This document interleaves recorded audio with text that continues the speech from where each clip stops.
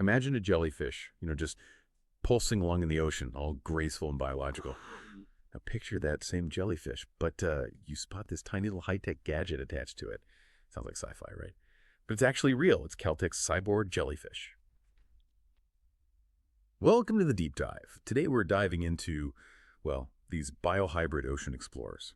Our mission: to unpack the really ingenious science behind them, look at how they could totally change ocean study and tackle those tricky ethical questions too. I mean, just think about it. A living creature tweaked to swim nearly 5 times faster than normal, and the cost, like maybe $20 in parts. Plus, it could explore places we just can't easily reach. So how does it work? What's the bigger picture here for us? Okay, let's get into it. How on earth do you turn a jellyfish, a simple jellyfish, into some kind of high-tech ocean drone? It sounds pretty wild. It really is a fascinating mix. Biology meets engineering. They focused on the moon jellyfish, Aurelia aurita. The key bit is this tiny microelectronic controller, like coin-sized and waterproof. It's got a battery, a microprocessor, the works. And here's the clever part.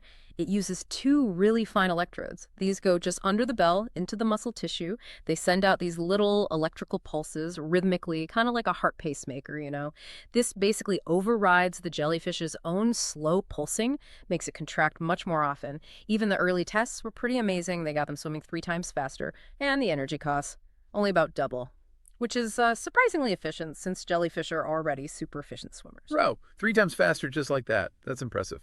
But knowing scientists, they probably didn't stop there, right? Did they refine it even more? Oh, absolutely. They kept pushing. The newest version adds this 3D printed cap, a 4-body cap, they call it. Sits right on top of the bell. The design as well, they describe it like the point of an arrow. It streamlines the whole thing, cuts down drag, stops those little water swirls, the vortices, that waste energy. And it's not just about shape. This cap is also like a little backpack. It carries the tiny sensor's pressure, temperature, plus a data logger, like an SD card, and the controller itself. Right. Super important. It's neutrally buoyant. So it doesn't weigh the jellyfish down or make it float weirdly. Okay, so put the cap and the controller together, and these things can sprint up to 4.5 times faster. We're talking maybe 4 to 6 centimeters per second compared to their usual 1 or 2. And they just keep going, totally stable, don't seem to get tired. It's quite something. Okay, that's seriously cool. Yeah. But how do you even, test a cyborg jellyfish properly? I heard something about a jellyfish treadmill. Is that for real? Yeah, it sounds funny, but it's real science. They needed controlled conditions, so the team built this massive aquarium at Caltech. It's like 3 stories tall, a 20-foot tank, basically. But it's a vertical water treadmill. It creates a current flowing downward, so the jellyfish swim against it, staying in place. It simulates diving, thousands of meters deep. And yeah, the boosted ones were so fast, they actually needed high-speed cameras and AI tracking just to keep them in the frame, to keep them on the treadmill. That's incredible. Just the engineering elegance of it all, using the pulses to just gently coax it faster. And the cap helps with thrust, like streamlining a boat hull. But what about powering it? Must take a fair bit of juice. Actually, that's another amazing part. The power needs are tiny, like 10 milliwatts, extremely low, which means a small battery lasts a really, really long time. In fact, these cyborg jellies use something like 10 to 1,000 times less external power for their size than, say, a typical little robot sub, because it's the jellyfish's own muscles doing the heavy lifting, powered by nature's design. Okay, so this is all fascinating tech, but let's zoom out. Why does this matter? Why should you listening care about jellyfish with tiny backpacks? What's the big payoff? Right. The end game is turning these into autonomous ocean sensors, and the benefits could be huge. First off, cost. It's just staggering. About $20 in materials per jellyfish. Think about that compared to running a research ship, which can be tens of thousands of dollars a day. Wow. You could potentially deploy hundreds of these little guys for the cost of 1 day on a ship. And that efficiency we talked about, perfect for ocean climate monitoring. They can carry sensors for temperature, salinity, pH, oxygen, things we desperately need more data on, especially in the deep ocean, which controls so much climate. And mapping, we've only mapped what, maybe 20-25% of the seafloor? Jellyfish. They naturally handle insane pressures, like 400 bar, think 15 elephants standing on your hand kind of pressure. Whoa. So they're ideal for exploring deep trenches where most robots struggle. Okay, so they're cheap, they're efficient, they're tough. What about longevity? Can they stay out there doing their job for a long time? That's another key advantage, long-duration autonomy.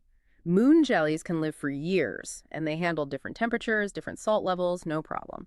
And they basically fuel themselves, right? Eating plankton.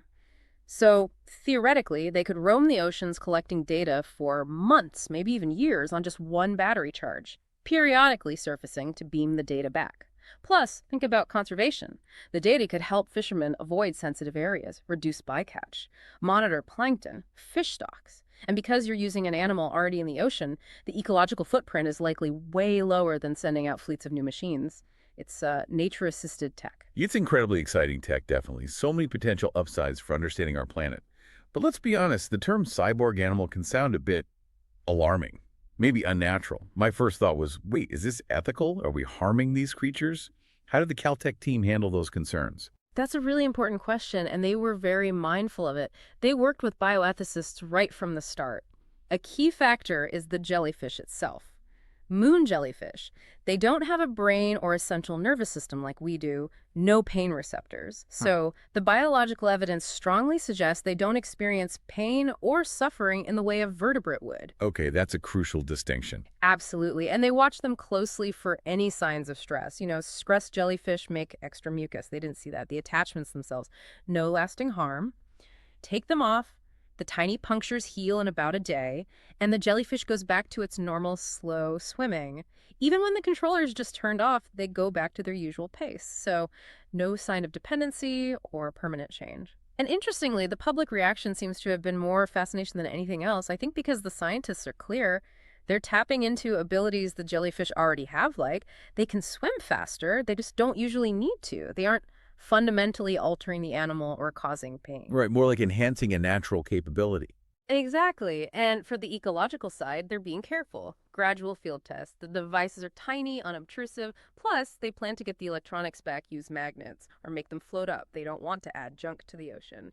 The argument is that using existing jellyfish populations is probably less disruptive than adding lots of noisy, propeller-driven robots. That makes sense.